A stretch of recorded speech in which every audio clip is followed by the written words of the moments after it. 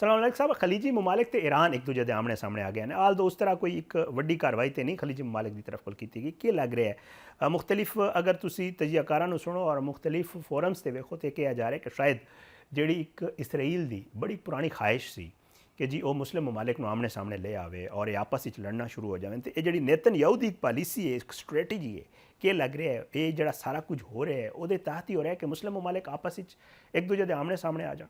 हाँ जी, लग तो रहा है जी, बिल्कुल ऐसे ही है। बट हम ये भी देख रहे हैं जी। कि ईरान ने जितनी भी अब तक स्ट्राइक्स की हैं वो उसने बहुत गिन चुन के अमरीकी अड्डों पे की हैं। वो ये देख रहा है, कोशिश कर रहा है कि मिनिमम डैमेज हो ठीक। अ, उन ममालिक में। पर देखिए ये जो फार्स है, क्योंकि उन ममालिक ने अमेरिका को ना सिर्फ अपनी जगह दी हुई है अड्डे कायम करने को, बल्कि उन्होंने अपनी सिक्योरिटी भी सही। अमेरिका को सबलेट की हुई है। दैट इज़ वाई वहाँ उनके अड्डे हैं। तो और कहाँ ईरान है और कहाँ अमेरिका है, और साथ उसके इसराइल है।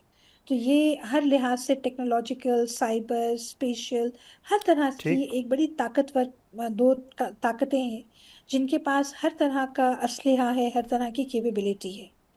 और जी। बावजूद उसके ईरान बहुत मिनिमल पावर बैलेंस के साथ इन दोनों ममालिक के उसने पैर उखाड़ के रख दिए हैं। तो वो जो मिथ थी, हम्म। जो फार्स था इन ममालिक में कि अमेरिका इनको 100% सिक्योरिटी प्रोविजन देगा और नेट सिक्योरिटी प्रोवाइडर होगा, तो वो नेट सिक्योरिटी प्रोविजन की जो मिथ थी वो ठीक है। बहुत हद तक खुल के सामने आई है।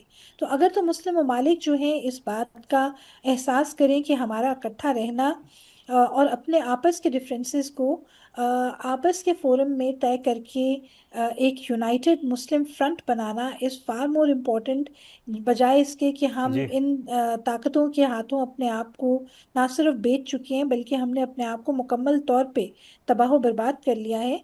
तो ये एक बहुत बड़ी सोच है, और ये मेरे ख्याल सही। में इसके बाद मुस्लिम ममालिक को इस बात के ऊपर ओआईसी का प्लेटफॉर्म हो या जो भी प्लेटफॉर्म हो उसमें सोचने की बहुत ज़रूरत है। ईरान अकेला खड़ा है, ईरान ठीक। अपनी अकेली जंग लड़ रहा है और वो बहुत हिम्मत के साथ ये जंग लड़ता रहेगा और जंग लड़ रहा है। जी। बट ये बहुत बड़ी ट्रेजेडी है कि जो तकरीबन मुस्लिम वर्ल्ड है वो खामोश तमाशाई बन के ईरान की गत बनते देख रहा है, जो कि ईरान बनने नहीं दे रहा। बट उसके साथ क्योंकि ठीक है। ईरान ने ये जो हमले किए हैं, ऑल्दो मैं आपको ये बात बार बार इंसिस्ट कर रही हूँ कि अमेरिका के इंटरेस्ट के ऊपर किए जी। हैं, इन ममालिक में नहीं किए। बट जाहिर है वहाँ इनका एक कन्वर्जेंस ऑफ इंटरेस्ट हो जाता है ठीक। इन ममालिक का और अमेरिका का। तो उसकी वजह से आप देख सकते हैं कि एक डिवाइड बहुत स्ट्रॉन्ग कायम होती जा रही है।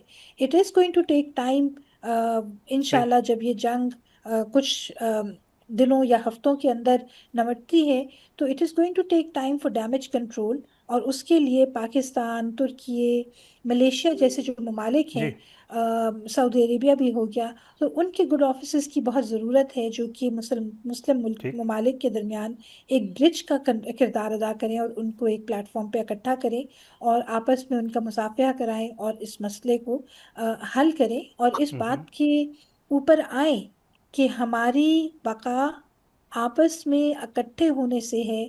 हर मुल्क में डिफरेंसेस होते हैं, घर में बहन भाइयों के डिफरेंसेस होते हैं, बट दैट डजंट मीन कि आप ठीक है। अपने उस घर को तोड़ दें। सलाम अलैकुम साहब, ਤੁਸੀਂ ਆਪ ਹੀ ਗੱਲ ਕਰ ਗਏ ਹੋ ਮਿਲਟਰੀ ਇੰਸਟਾਲੇਸ਼ਨਸ ਦੇ ਅਲੱਗ। ईरान नाल ये भी कह रहे कि ਅਸੀਂ ਹੁਣ ਜਿਹੜੇ એનર્ਜੀ ਦੇ ਇਹਨਾਂ ਦੇ ਜ਼ਰਾਏ ਨੇ ਜਾਂ ਜਿतਨੇ ਕੋਈ ਵਾਟਰ ਫਿਲਟਰੇਸ਼ਨ ਪਲਾਂਟਸ ਵਗੈਰਾ ਨੇ ਉਹਨਾਂ ਨੂੰ ਵੀ ਅਸੀਂ ਹੁਣ ਨਿਸ਼ਾਨਾ ਬਣਾਵਾਂਗੇ। ਕਿ ਲੱਗ ਰਿਹਾ ईरान ਦੀ ਸਟ੍ਰੈਟਜੀ ਹੈ ਜਾਂ ईरान ਦੀ ਹੁਣ ਮਜਬੂਰੀ ਬਣ ਗਈ ਹੈ ਕਿ ਠੀਕ ਹੈ ਅਸੀਂ ਹੁਣ ਅਗਰ ਜੰਗ 'ਚ ਆ ਗਏ ਤੇ ਫਿਰ ਅਸੀਂ ਇਹ ਸਾਰਾ ਕੁਝ ਕਰਾਂਗੇ? ਤੁਹਾਨੂੰ ਕੀ ਲੱਗ ਰਿਹਾ? कुछ स्ट्रैटेजी है जी, कुछ मजबूरी है। ईरान सिर्फ उन प्रेशर जी। टारगेट्स को देख रहा है जो कि उसके लिए बेनिफिशियल हो सकते हैं, और वो उनको टारगेट कर रहा है। बट अनलाइक अमेरिका, वो पॉपुलेशन ग्रुप्स को तो बिल्कुल टारगेट नहीं कर रहा। बट ठीक। ईरान ने बहुत ओपनली पहले ये कहा था कि स्ट्रेट ऑफ होर्मुज को मैं ब्लॉक कर दूंगा। वो उसका एक बहुत बड़ा स्ट्रेटेजिक एसेट है, वो उसने ब्लॉक किया। जब ईरान खुद मजबूर हुआ, जब उसके जहाज़ों को रोका सही। गया, उनको सेबोटाज किया गया, छोटी छोटी बच्चियों को टारगेट किया गया जो स्कूल जा रही थी, उनकी स्ट्रेटेजिक लीडरशिप को टारगेट किया गया। आज जो है उनकी रिलीजियस लीडरशिप को टारगेट किया जा रहा था, उनकी सुप्रीम कमांड का जो ठीक। सेंटर है कोम में।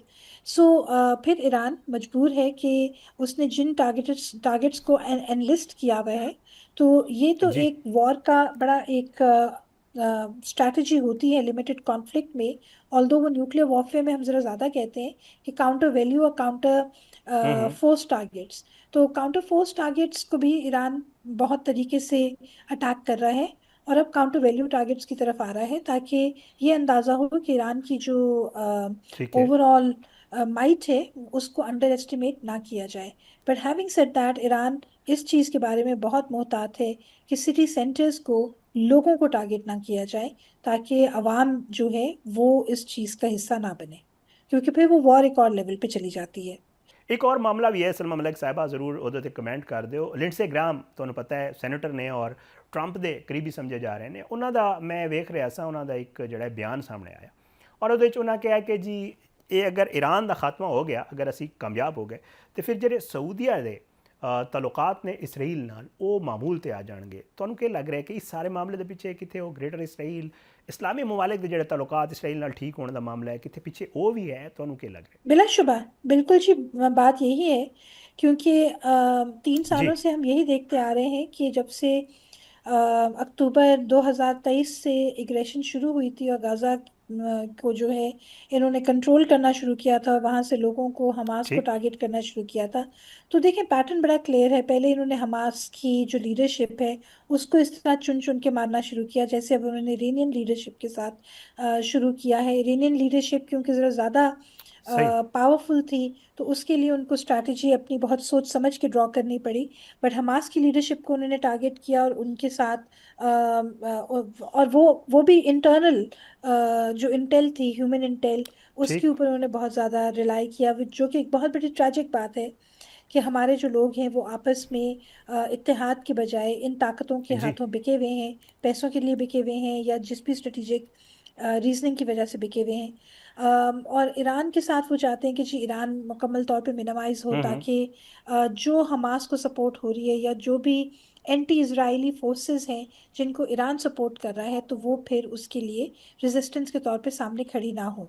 हावेवर, ठीक हैविंग है। सेड दैट, जो एक चीज़ हमें देखने की ज़रूरत है कि ईरान कोई इतना छोटा मुल्क नहीं है, इतना टूथलेस नहीं है कि वो मुकम्मल तौर पे बैठ जाएगा। अगर ये चाहते हैं कि हमने रिजीम चेंज करनी है, जिसका उन्होंने जिक्र नहीं किया, और वो उसको ये समझ रहे हैं कि अच्छा चलो अगर हम जिक्र नहीं करते तो लोगों को लगेगा कि हम रिजीम चेंज नहीं कर रहे, जी। तो रिजीम चेंज भी जो है वो जिस किस्म की टर्बुलेंस खत्ते में लेके आएगी, उसका हम में से किसी को एहसास अभी भी नहीं हो रहा कि रिजीम चेंज कोई आसान चीज़ नहीं होती। सही। और जहां तक ये समझते हैं कि ईरान को न्यूट्रलाइज करने से सऊदी अरेबिया या कोई ऐसे ममालिक जो उनके साथ बोर्ड ऑफ पीस में हैं, या फिर ठीक।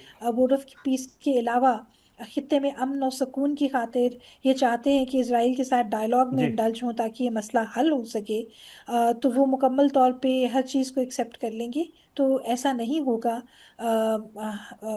It's a very big question. और अगर ऐसा हुआ तो अनफॉर्चुनेटली ठीक है। मुस्लिम वर्ल्ड के लिए इससे बढ़ के कोई ट्रेजेडी नहीं हो सकती, क्योंकि अब जी। दहाइयों से, बहुत दहाइयाँ हो चुकी हैं जब से फ़लस्तीनी जो हैं अपना कीमती खून ठीक। अपनी मुल्क और कौम की खातिर बहा रहे हैं, और सारे मुसलमान ममालिक जो हैं वो खड़े देख देख ये चीज़ रहे हैं। तो फिर सही। इससे बड़ी ट्रेजेडी कोई अनफोल्ड नहीं हो सकती। तो फिर उसके बाद ईरान रहे ना रहे, कोई और मुल्क जो है ताकतवर रहे कि ना रहे, तो वो फिर मुसलमान दुनिया के लिए एक बहुत बड़ी जी। जो है शर्मिंदगी है। और फिर तो इसराइल की ताकत बनेगी, और फिर उसके बाद जो उसका वो ड्रीम है कि हम ठीक। ग्रेटर इसराइल की तरफ जाएं, तो फिर वो ड्रीम भी मुमकिन होता दिखाई दे सकता है। पर ये वर्स्ट केस सिनारियो है। आई एम क्वाइट श्योर कि मुस्लिम ममालिक जो हैं वो आपस में गठजोड़ करके फ़लस्तीन के हक में कोई ना कोई फैसला ज़रूर करेंगे, और वो कोशिश उनकी यही होगी कि बात इंतहा तक ना पहुंच सके।